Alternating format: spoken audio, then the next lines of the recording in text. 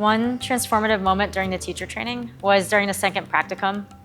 So for the second practicum, we had to do, I think it was a 15-minute sequence.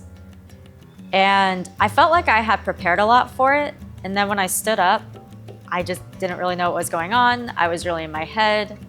There's a lot going on in my personal life that weekend. So it felt really difficult for me to show up in the room and remember the sequence and see everybody moving in front of me and be with the people in front of me. And the feedback from Allison, like live while I was doing the practicum, she just kept interrupting me and is like, just be with the people, be with the people. Can you take a step back? Can you let things go? Just be with them. And I was having a really hard time because I didn't want to be seen in the room. I didn't want them to see me. I was just really struggling that weekend and I didn't want people to know that. And it felt really transformative because once the practicum ended and Allison gave the feedback, she said, when was the last time in your life you felt that bottomless?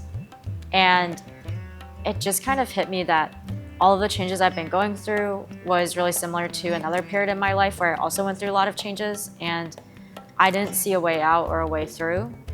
And I just thought it was incredible that Allison saw that and acknowledged it, because that allowed me to turn into myself and acknowledge it and not ignore what was happening.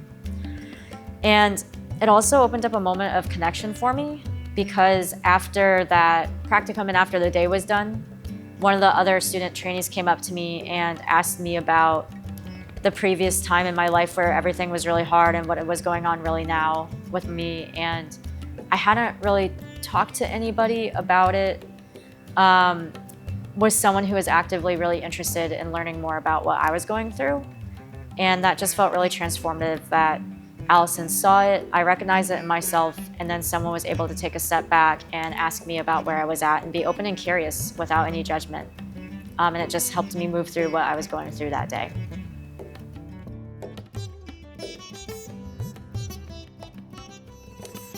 Well, completing the 200-hour teacher training and how it's impacted my life on and off the mat, I would say in almost every single way that I can think about. If we think about the yoga in terms of just a physical practice, like moving through the postures and the poses, definitely that has changed significantly. I understand a lot more about the anatomy, how the body's supposed to move, what feels optimal for me, where my mobility is, where to find the stability to get into the different poses, and how to have a sense of flow with my breath. And also just continue to iterate and refine on the practice and be in the moment and be with what's showing up for me.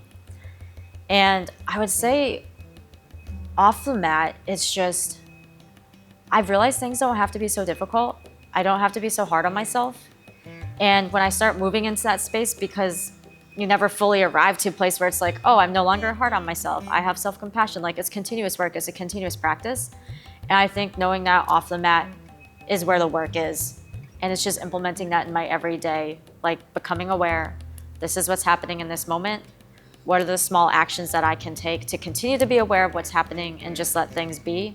And that opens up a lot more than resisting myself, taking on more than what I can chew at that given time, or just being stressed and anxious and not actually living and showing up for myself for what I need in that moment. So I would say in a really big way, that's been probably the most significant thing that has happened through the teacher training, is just the awareness and the ability to listen to myself. And when I realize I'm not being aware and not listening to myself, just bringing that back and starting again, and always giving me that simple action of, I can just begin again. I can just check in with myself. And it's so simple. I don't need like a smartwatch to tell me that I closed my exercise ring for the day. I don't need a phone to tell me some notification. I don't need somebody to externally validate that what I'm doing is good. It's just, I already have enough. I have the tools to check in with me.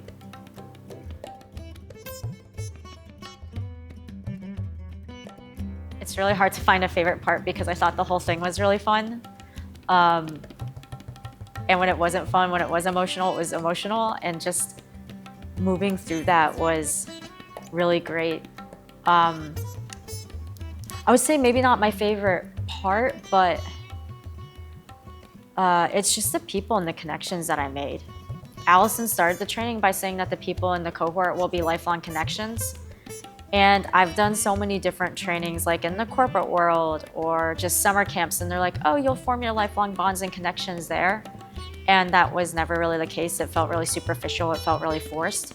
So going in the training, when I heard Allison say that, I was like, yeah, that's what everybody starts off saying when you put a group of people together. But I would genuinely say through this training, because each of us took on our own self-work and we did that together and we learned and grew together and we were together for 200 hours, that I felt like I really got the chance to really deeply get to know in each and every one of the trainees and see where they were at with themselves and see where they were at with the training. And everyone was just really vulnerable in a way in each moment that felt very connecting. And I'm really excited knowing that these people are my support network moving forward. And now that the training has ended, that support hasn't ended. I'm still reaching out to a lot of the trainees. They're still checking in on me. We're still meeting up. We're still having conversations. I still see them in the studio. So I would say, I guess, yeah, the favorite part is having these connections and knowing that I was able to make these connections in the training, but I can take that same approach outside of the training, just in the studio or in my life, and connect with people on that level and know that they'll be there for me and I'll be there for them.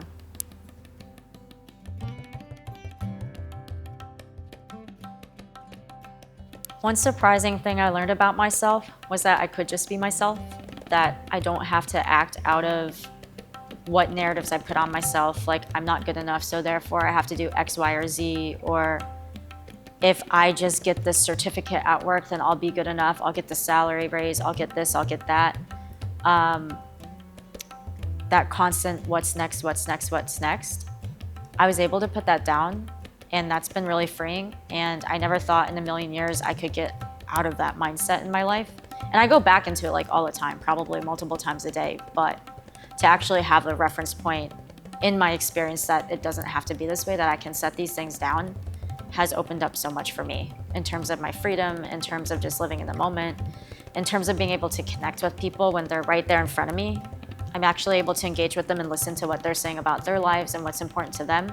And I'm not just in my head running through my to-do list. I think before the training, that happened a lot.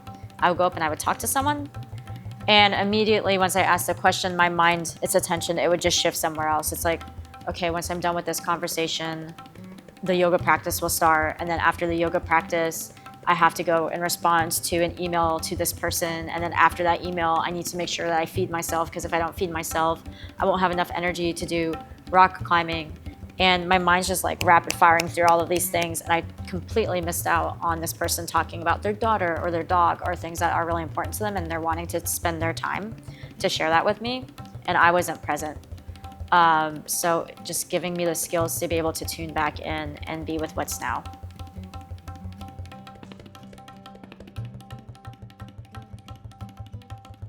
Keep it simple. Just do it. Take the action.